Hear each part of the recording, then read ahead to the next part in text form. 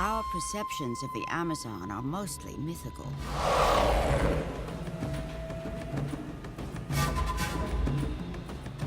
But in Amazonia, reality is more amazing than mythology.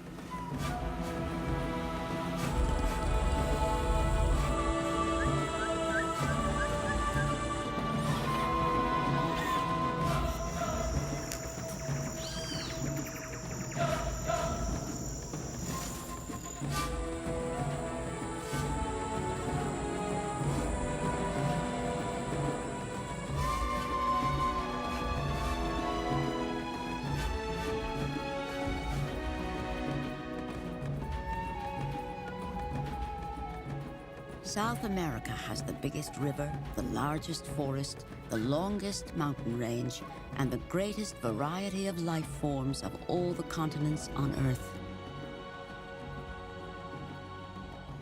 Rivers from 5 nations pour into the vast flatland of equatorial Brazil to form the greatest moving mass of fresh water in the world. The Amazon River flows toward the rising sun, and with it, 1/5 of the continental runoff water of the planet.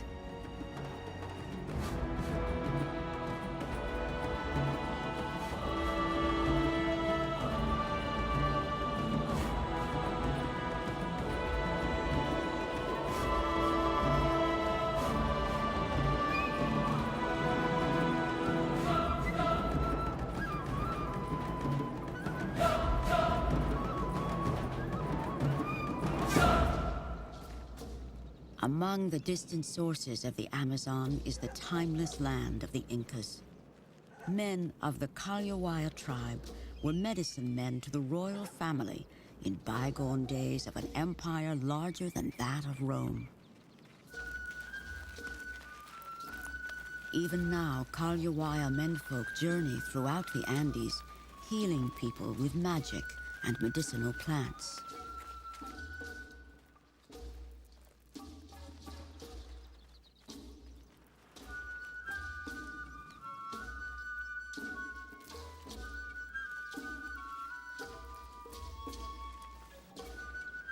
Julio Mamani will follow the tradition of his people. It saddens me there was no plant nor magic that could save my mother when she got sick. Whispered in Pukina, the secret language of the Incas, mysteries of the healing arts are passed generation to generation.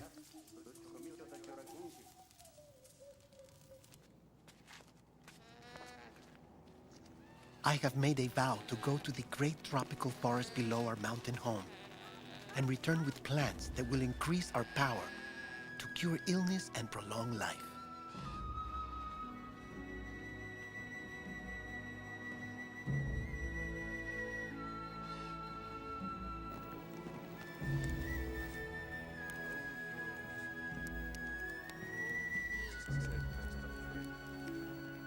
Acomani, the god mountain of our people, watches over the Calhuaya and has done so since our earliest beginnings.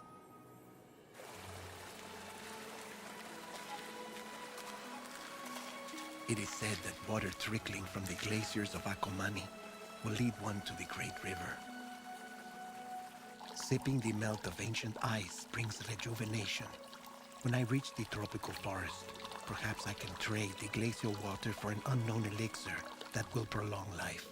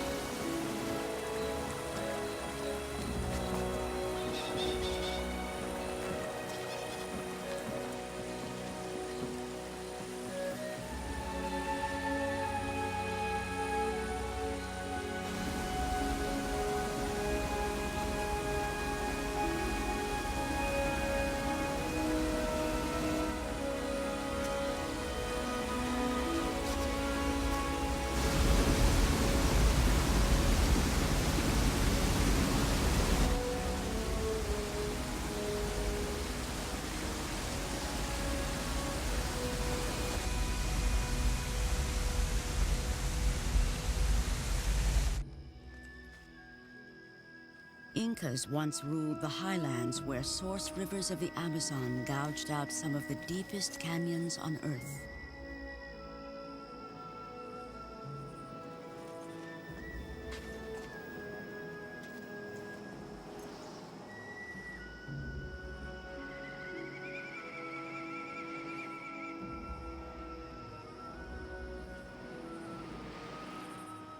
Machu Picchu, the lost city of the Incas, lies only 200 miles as the condor flies from Mamani's homeland.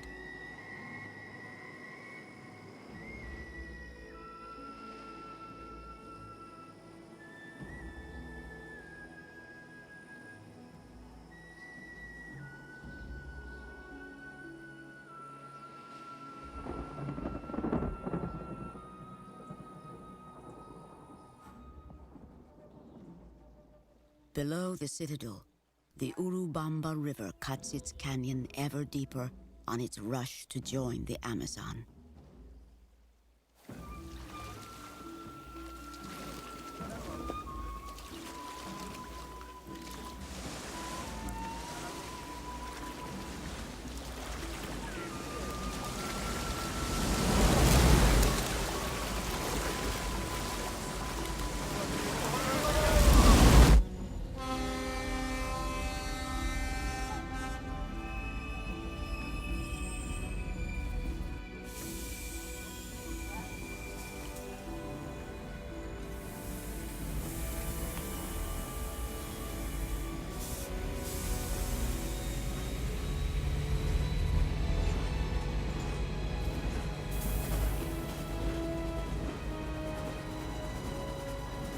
In the few short miles from mountain peaks to tropical forests, the traveler passes through as many ecological zones as on a trip from the North Pole to the equator.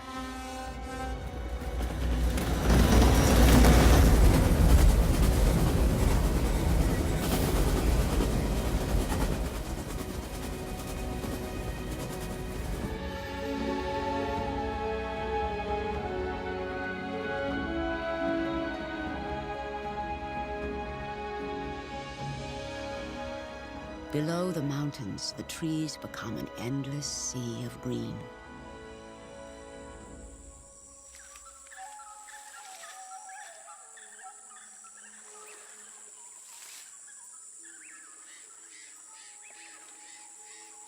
Dr. Mark Plotkin is also a medicine man.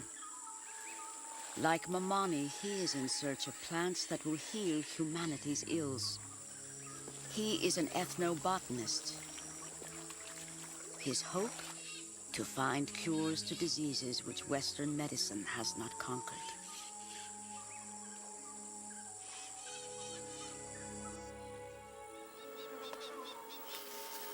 There's a remarkable connection between the plants and peoples of the forest. Virtually every useful medicinal or agricultural plant that's come to us from the rainforest was first learned from indigenous people.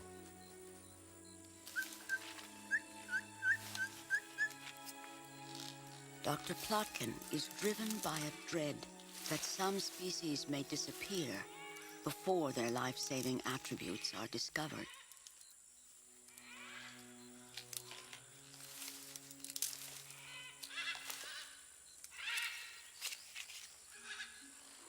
In our search for new treatments for the diseases that plague us, the Amazon rainforest represents one of the most promising places to look.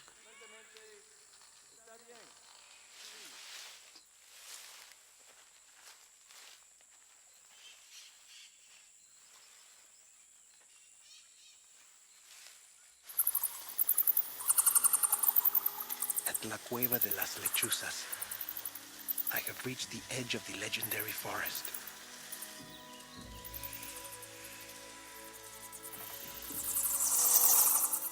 It seems to me a mystical gateway to the vast forest beyond.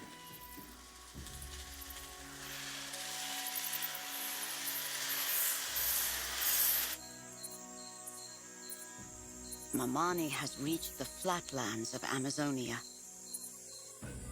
a region almost large enough to cover the face of the moon.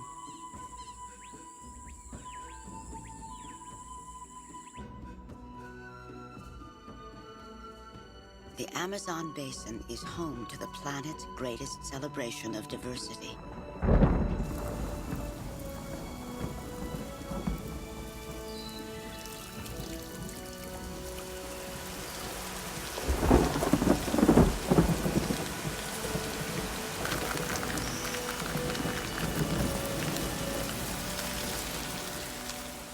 For millions of years, environmental conditions have been favorable to a profusion of life.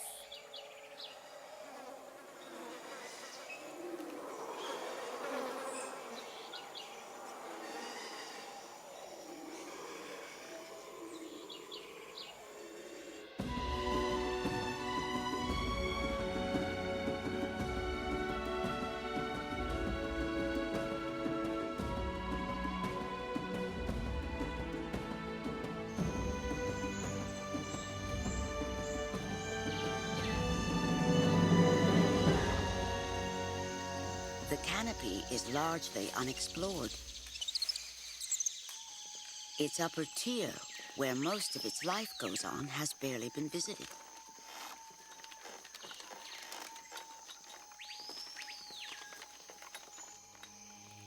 It averages 50 feet thick and amounts to 20,000 cubic miles of wood, water, air, and green leaves.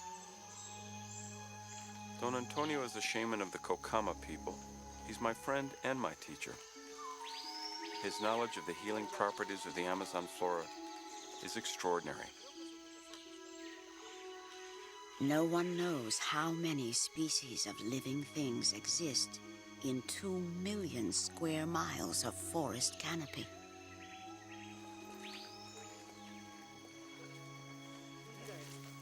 The Amazon houses a gigantic ecological machine of global importance.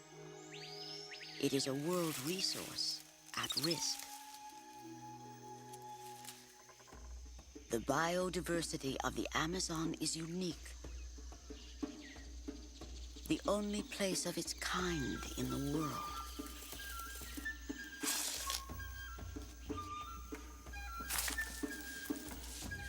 In the light and warmth and water are millions of different species, and many more, perhaps, unknown.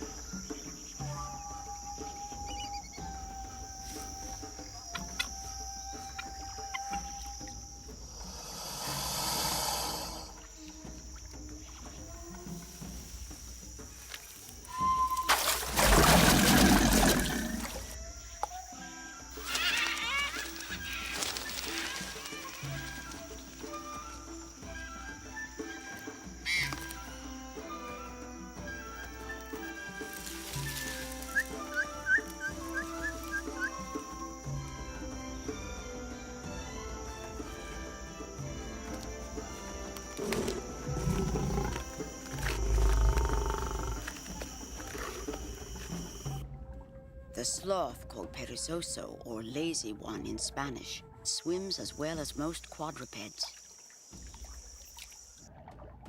A jaguar often jumps in to cross a waterway. At 500 pounds, the tapir is the largest land animal native to South America.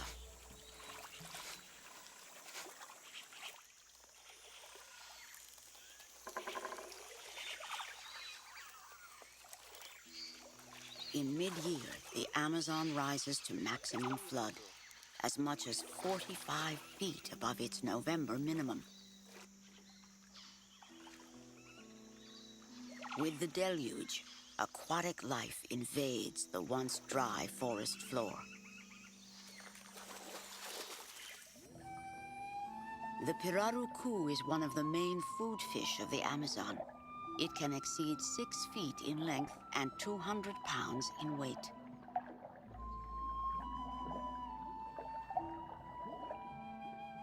pippa toad is almost invisible until it eats.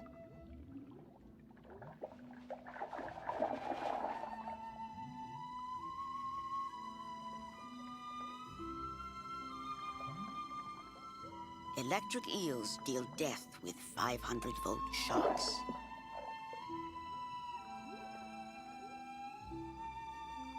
The piranha has the sharpest teeth of all predatory fish.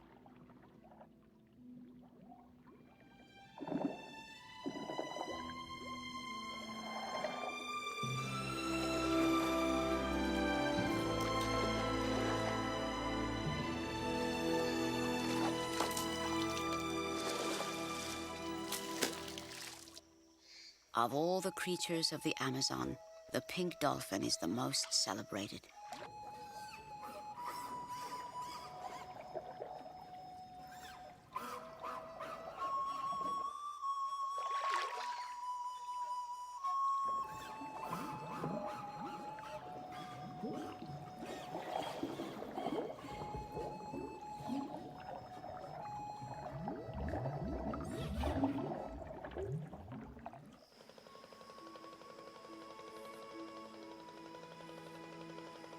The thousands of miles of waterways remain the primary means of travel in the Amazon.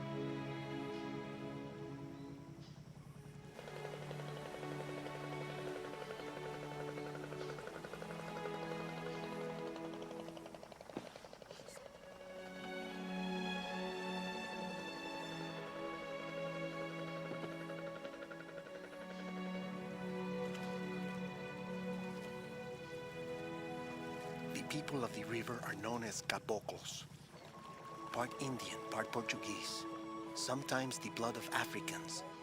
Many are almost as skillful as the Kayawayas with herbal remedies. We have much to learn from one another.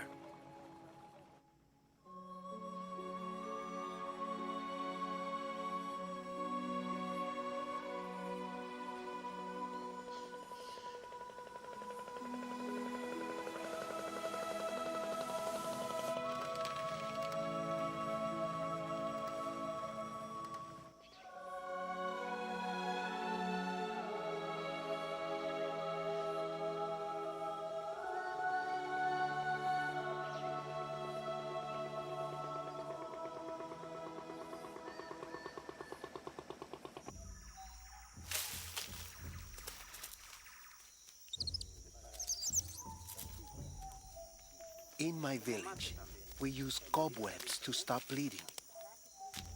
Here I have been shown how to dress a wound with leaves that would coagulate blood. Most folk remedies and medicinal cures used by the caboclos come from the Indians.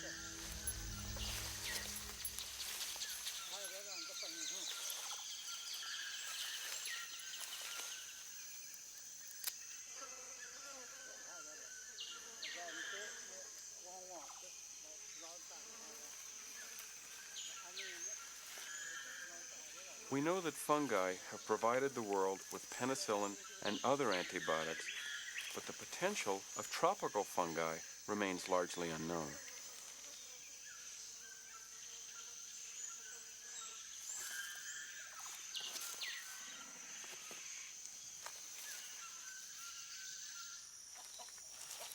For millions of years, the Amazon was uninhabited by humans. The Indians arrived during the last ice age, which ended a few thousand years ago.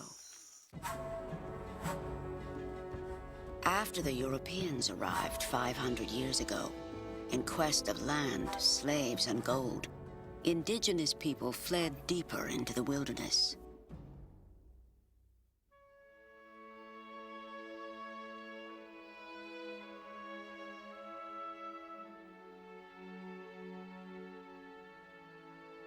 More than 400 tribes have been identified in the Amazon basin. Others may remain undiscovered.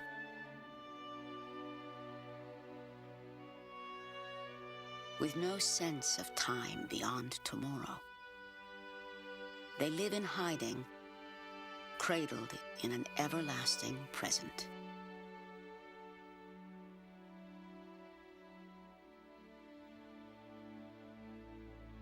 As late as 1943, the upper reaches of the Xingu River were largely unexplored. Orlando Villas-Boas and his brothers left São Paulo with an expedition called Roncador Xingu. Some things only happen once in the history of the world. It was a moment in time that can never be repeated. After 3 years and 3,000 kilometers of a path cut with machete, we encountered for the first time the Indian populations of the Alto Xingu. Very little was known about them, and they knew only enough of the outside world to stay hidden as in centuries passed.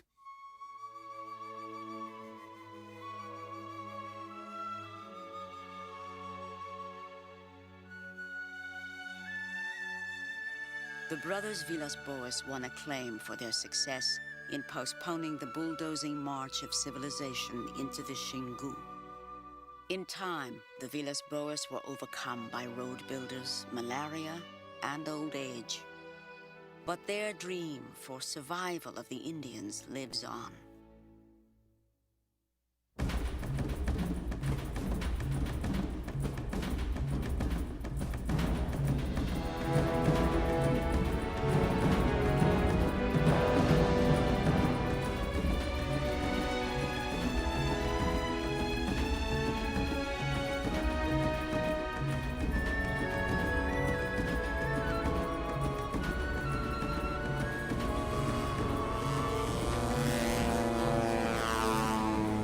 Sidney Pozuelo carries on the legendary work of the brothers Villas-Boas. Sidney's task is to seek out isolated tribes and promote legislation to keep Indian lands off limits to all outsiders.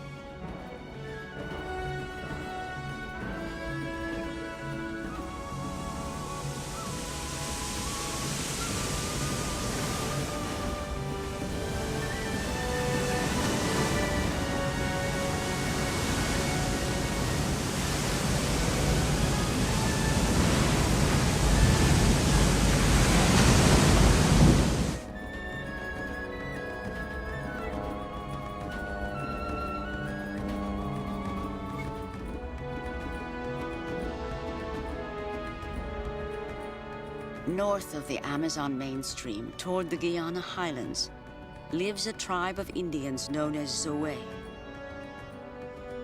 I believe the Indians should only be contacted when necessary to protect them. It's a dilemma. Do we artificially isolate them or share the technology of our modern world? Sidney was among the first to make contact with the Zoe. Only recently has their presence become known.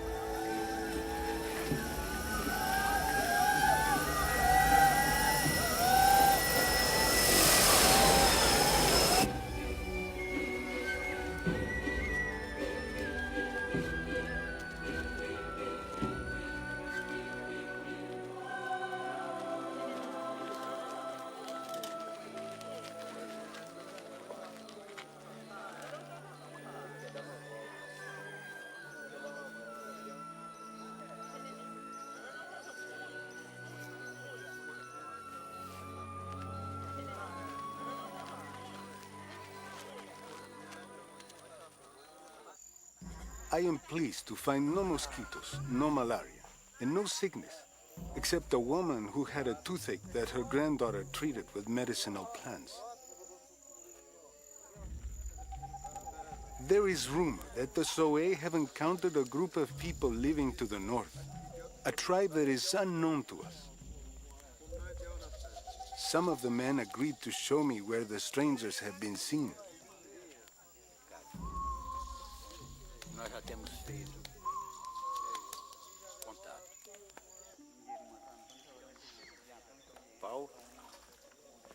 When first encountered by jaguar hunters, the Zoe were called puturu for the ornament of white puturu wood adults wear day and night. We don't know who the others might be, or if they really exist. But if they are there, the gold seekers making their way up the Kumina-Panema River are on a collision course. The Zoe do not venture into the forbidden north, where they say a tribe of giants lives, and the hills of Kumina-Panema touch the stars.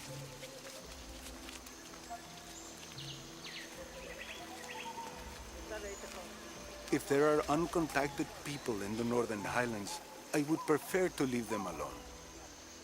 But it is critical that those who care about them be the first to reach them.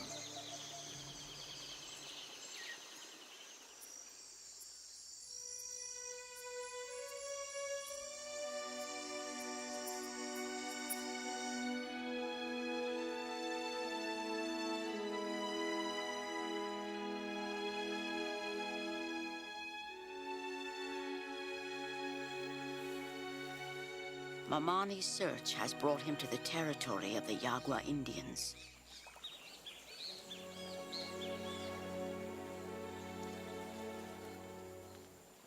The Yaguas have had contact with outsiders for several hundred years. They are a large tribe known for herbal remedies.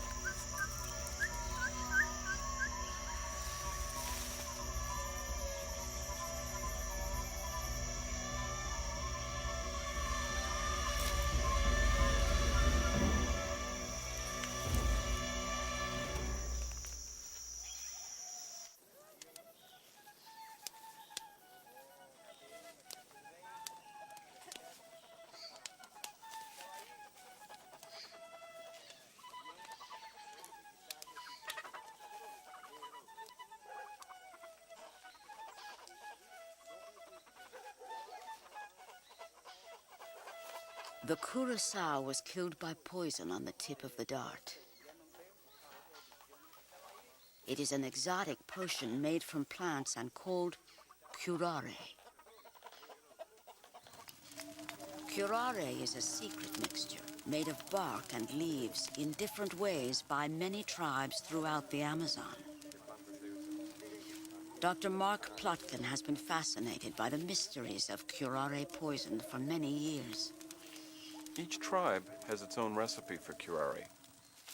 I believe that some of them will lead us to new and effective medicines. In the hands of Western physicians, curare has already become a life-giving medication. One type is used as a muscle relaxant, another as heart medicine. What Western scientists once dismissed as magic, we are now finding to have a very real therapeutic effect. Plotkin and other ethnobotanists hope to press and document as many plants as possible before the knowledge of the shamans is lost.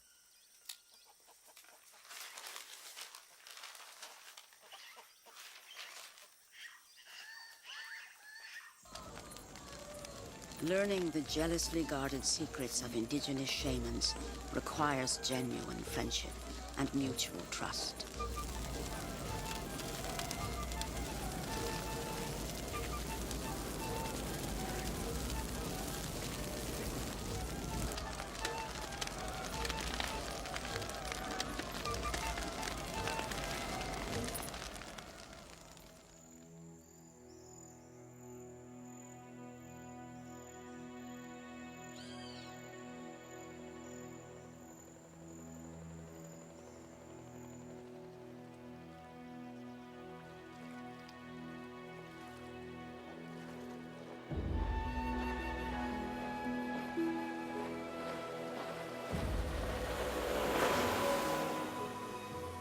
Trading my medicine, music, and magic for things I have needed has allowed me to move freely about. With distances so great, exchange of a cure for a very fast ride is a very good trade indeed.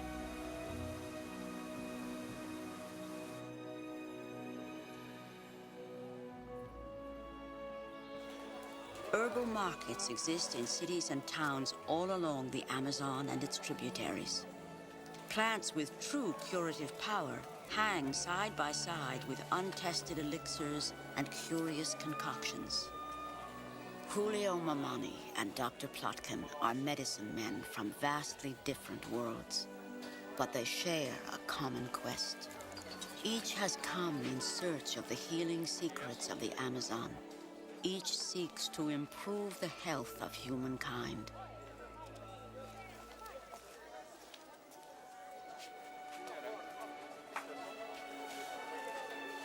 And for a fleeting instant, time stands still. And two distant worlds are one.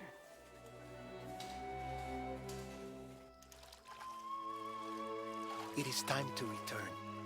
I have traded the melted ice of the God Mountain for the medicine of the Great Forest. I have traded my flute for the long ride home. I will miss the beauty of the Amazon and its many creatures. What wonderful things I have seen to tell my people.